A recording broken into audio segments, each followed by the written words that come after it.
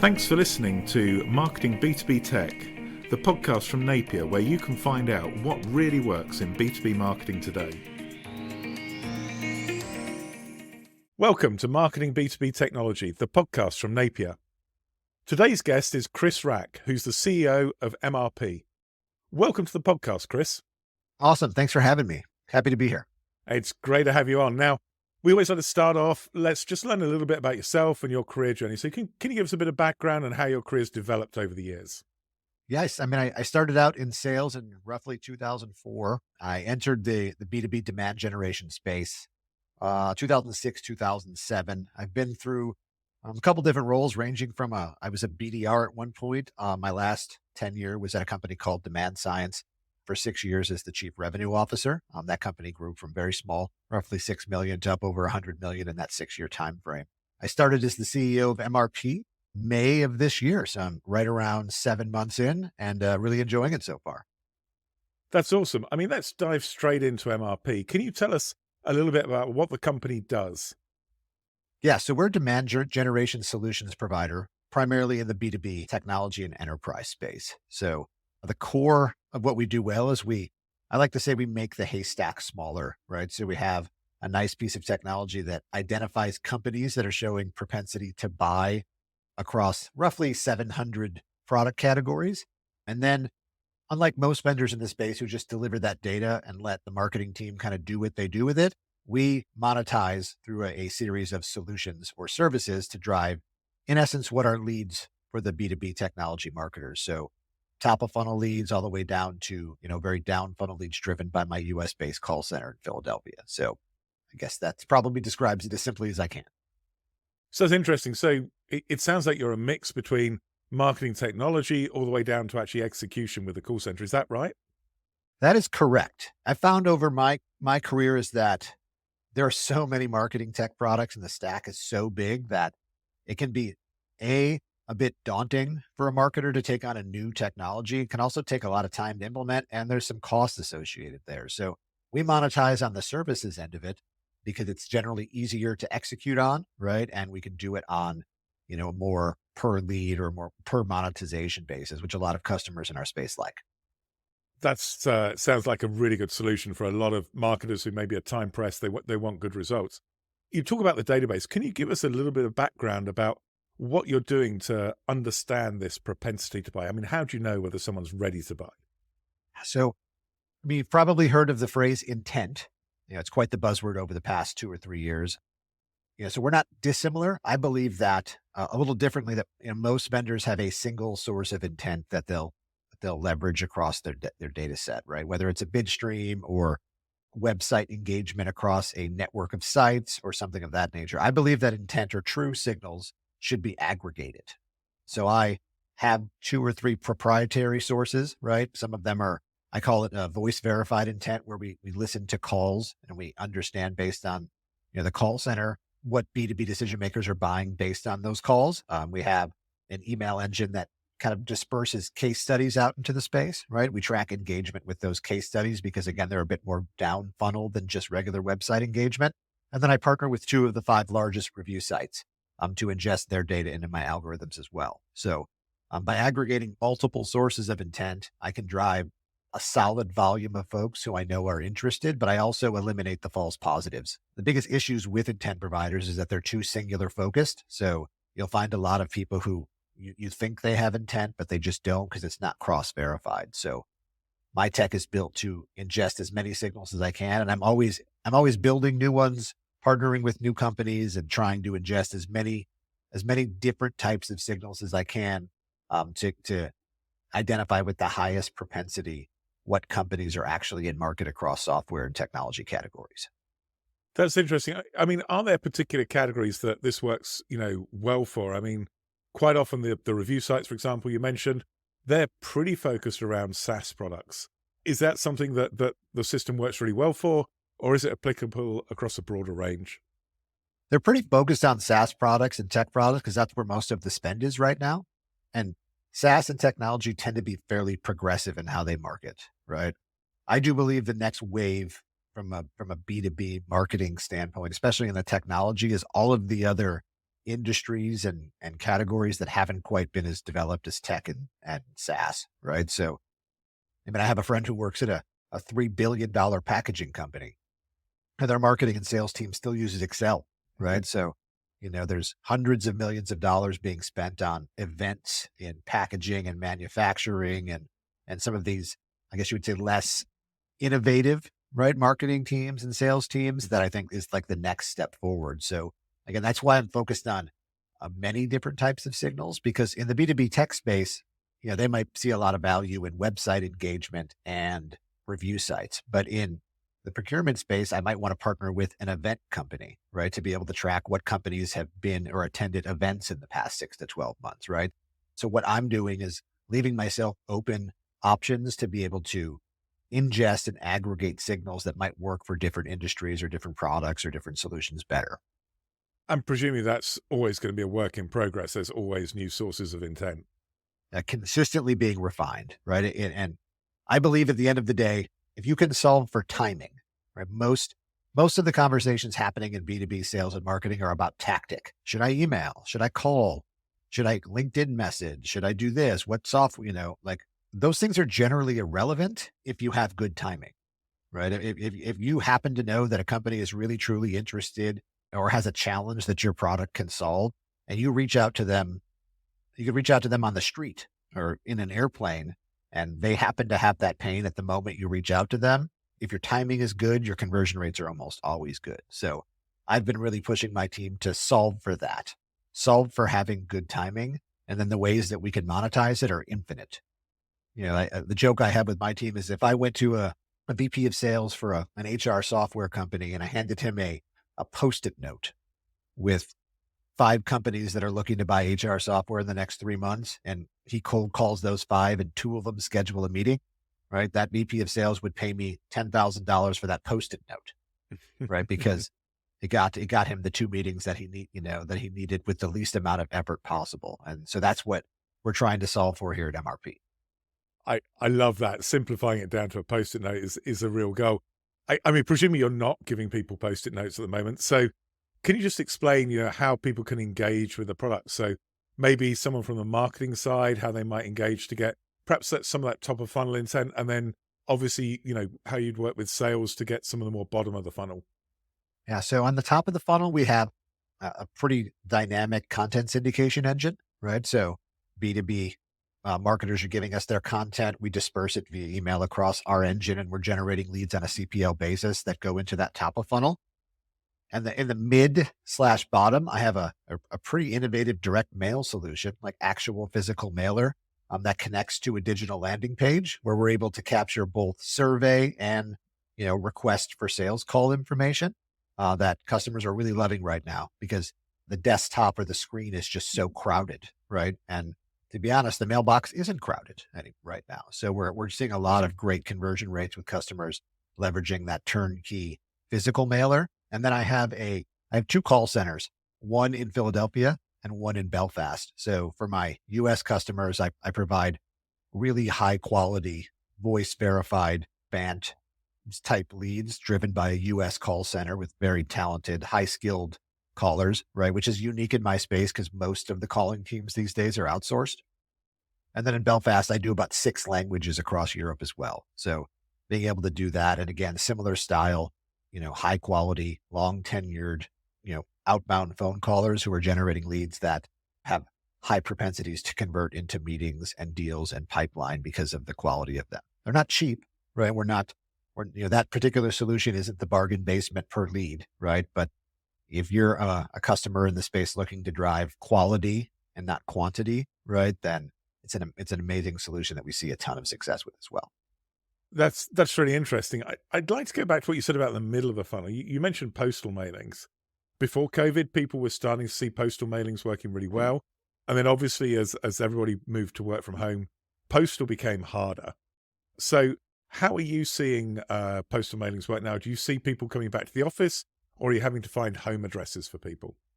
It depends on your persona. So we only send to the office addresses because finding the PII data attached to home addresses is fairly difficult, if not impossible. And in fact, even if you had the data, it would probably be worthless in 2 years with all the data privacy regulations coming. So It really depends on the persona. So we sell a lot to customers who are looking to target IT, finance, legal, HR type personas.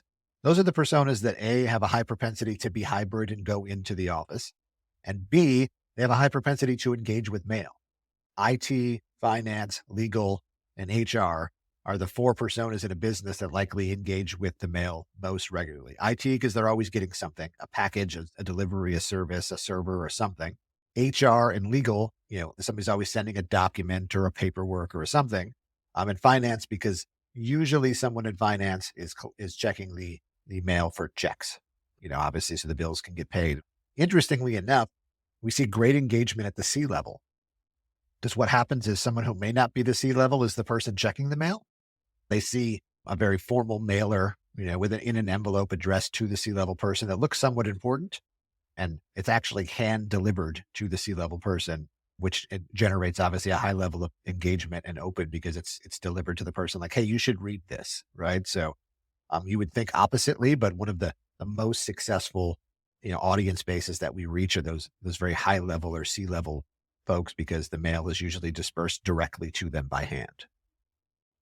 That's fascinating. And then presumably on the other hand, maybe someone like a software engineer might be harder to reach. They don't tend to engage with mail. They're quite often remote. Would that be a fair comment? Yeah. Software engineering, marketing from time to time has a high propensity to work full-time remote. Those are probably the most difficult personas. What we're also seeing as well too is, again, we're not a gifting platform, so we're not sending heavy boxes or bulky bottles of wine or some of those things. So a lot of companies post-COVID have set themselves up to forward mail, simple postal mail to the home addresses of those folks, should they be sent in. So, our delivery rate across all personas is over 90%, but in some of the higher, those personas that we really resonate with, it's 97 and 98%. Wow, that's amazing. That's up there with email, although we know most of those emails probably get delivered into junk and never get read. Well, there's with so much automation right now on the email side of the fence, I think yesterday I got like 172 prospecting or inbound emails from vendors trying to sell me something. So it's pretty gnarly. Hard to stand out in amongst 172. Yes, but it's easy to stand out amongst the two direct Yeah. mailers that they might get. So again, it's been I'll say a pleasant surprise. When I took the role, I knew we had the capability, but I didn't have an opportunity to kind of jump in and kind of see it. And it's been really favorable as we've combined our syndication solution, the top of funnel lead solution, with the direct mailer. So we generate a lead for the customer through syndication, which is valuable to them because they have a high conversion rate over time. But a lot of buyers of syndication are getting pressured by their leadership team to convert faster, right? So by combining the direct mail nurture follow-up to the syndication, we're delivering leads at a very solid CPL through syndication with our customers but we're also converting them at a higher clip because we're attaching that direct mailer follow-up to it, which is unique in the industry that I work in. And again, customers are really digging it. That's awesome. I love that. That sounds great. I'm intrigued talking a little bit more about COVID. One of the things a lot of people have said is it's harder for sales teams to engage customers post-COVID. Basically, customers enjoyed not talking to salespeople during COVID and are actually doing a lot themselves, self-directed research. Is that what you're seeing, and that's why people need those leads more, or are you seeing other trends? I've been in the sales and I've sold to marketing for the better part of 17 years. And the amount of times over that 17 years, someone's referred to the buyer journey changing. I think there's enough times to where I've lost count, right? The amount of information available to buyers more now than ever is more than it's ever been, right? But the part that sales brings into the mechanism, as far as the buying process standpoint, is sellers are there to make a buyer feel good about their decision. And if you're a great seller, you have the expertise and the amount of knowledge to make a recommendation to that customer that makes them feel secure in the decision to sign that paperwork with. And that might happen a little bit later in the process these days because people are collecting information, right? So that really what's happened, and the only part of the buyer journey that's changed, is that the role of giving customers information has pivoted a bit more from the seller to the marketing side of the house, right? But once the buyer has collected the information required to move forward, that motion is still very much handled by the sellers. And again, the good ones are the ones who aren't continuing to give information. The good sellers are the ones who are making the recommendation that makes that prospect feel comfortable and good about their decision. And that's the real difference in this, this consistent narrative of the buyer journey changes. It's really just a simple, small pivot in whether the sellers are disseminating information or marketing, right? And that's the difference between 2004 and 2024. Interesting. I think that's a really neat way of looking at some of the changes we've seen. Is it's just a slight pivot between sales and marketing. I love that. Looking at the product, I mean, I'm interested. Lead generation, it can span a huge range of costs. And obviously the quality of the lead spans an even vaster range of qualities. You've obviously indicated you're at the top end. So is working with MRP, is that an expensive thing you need to be a big company for, or can you address the needs of some of the smaller startup companies? I mean, I have large customers, that are Fortune 100 technology companies that are 7-figure commitments annually. I have small companies that are simply looking to just begin their outbound journey or begin their inbound journey, right? So a commitment can be as low as $15,000 a quarter, right? Or as high as, 15 million annually. The only real qualification point for working with an MRP is that you sell B2B products, right? I don't do B2C. And what the most difficult part for me is when I'm generating my own leads and navigating paid search and all of that. Like keywords like lead generation mean 17,000 things, ranging from I'm looking for mortgage leads to roofing leads to plumber leads to LinkedIn. Like again, the term lead generation is so vast that it becomes sometimes difficult to navigate, the type of lead generation that we do because there's so many different types of quote unquote lead providers out there. Yeah, absolutely. I think that's a real challenge, that range of what lead generation means. I mean, how do you market MRP? Is it primarily through search where people are actually looking for a product, or are you doing other things to promote the company? So we most certainly practice what we preach. All of the products that I've described here, we use, right? So I send monthly direct mailers to targeted groups of people. I have outbound callers from my Philadelphia call center, my Belfast call center that are hooking, interested BANT type leads that my BDRs follow up on. I do syndication that I nurture and score up to the point where my BDR team is looking, so all of the things that I sell, I do, which is wonderful, right? There's nothing better than selling someone. And they're like, well, how do I know it works? And I say, well, I'm talking to you, aren't I? Right.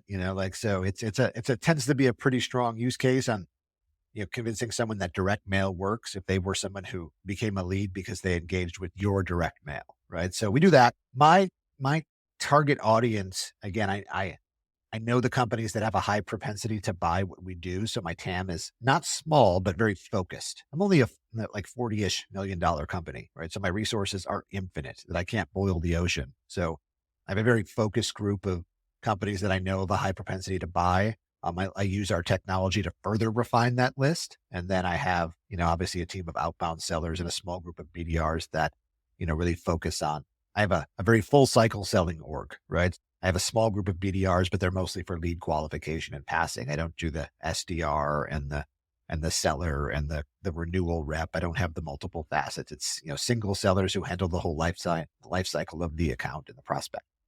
Yeah, again, keeping it simple, right? The go-to-market's changing massively right now. To be fair, we've killed it ourselves, right? Like all of the technology, all the automation, all of the products that, all of the spray and pray that marketers and sellers have been leaning on for the past 3 or 4 years, right? It worked in 2019 to 2021 because interest rates were so low that money was free and everybody was investing like it was going out of style, right? And again, a lot of sellers in this current market never sold in 2011, 2009, 2008. I have. So people are always like, when's it going to go back? And I'm like, it's not. This is it. Like, this is what sales is actually like before money was free. So, what we're seeing now is really what I call like a thinning of the herd of sellers and marketers and revenue teams for those who actually have the skill set, dedication, and, again, general focus to be able to be a career seller or marketer, right? Those are the ones that are emerging to the top right now. And those who don't, who just happen to be in the right place at the right time in 2021, are going to be slowly, working themselves out of revenue teams. And that's a bit of a warning for people in careers then. They've got to learn what the new reality is, or maybe not the new reality, because obviously it was a reality back in 2011 as well. Chris, this has been really interesting. Before you go, there's a couple of questions we always like to ask people. You're doing a lot in terms of helping marketers find leads and really almost expanding what marketing does versus sales. I mean, what would be your advice to a young person who is thinking of a career in marketing? Play the long game. Marketing isn't an instant thing. Your leadership is always going to continue to push you to try to solve things very fast and quickly. And with that comes my second piece of advice: learn how to manage up. Like, setting expectations is the most valuable thing to do as a marketer, right? And what happens is why most tenures of marketers, especially marketing leaders, is so short is because they're just not great at setting expectations. They overpromise, which thus sets them up to underdeliver. And then, things don't work out. But you have to be able to sit down with your executive team and say, hey, this is going to take time. And if that doesn't work for you, I'm not your person. That's great advice. I think not only for somebody new to marketing as a career, but people already in marketing. Talking about that advice for people who are already marketers, is there something you'd give as like the best piece of advice you've ever received about marketing, about how to do marketing? The best piece of advice I've ever received was from one of my earlier mentors. And it's, learn how to say very complicated things in very simple ways.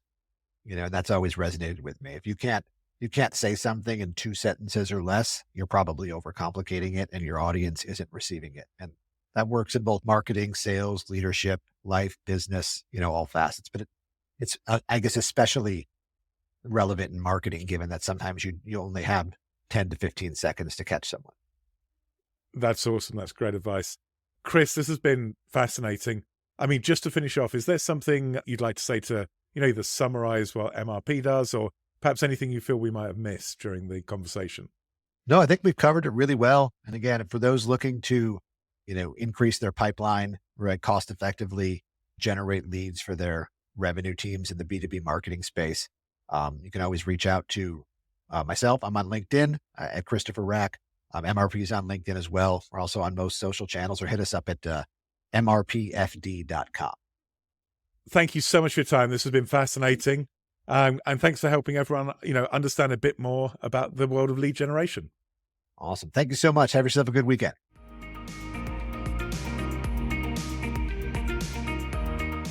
Thanks so much for listening to Marketing B2B Tech. We hope you enjoyed the episode. And if you did, please make sure you subscribe on iTunes or on your favorite podcast application. If you'd like to know more, please visit our website at napierb2b.com or contact me directly on LinkedIn.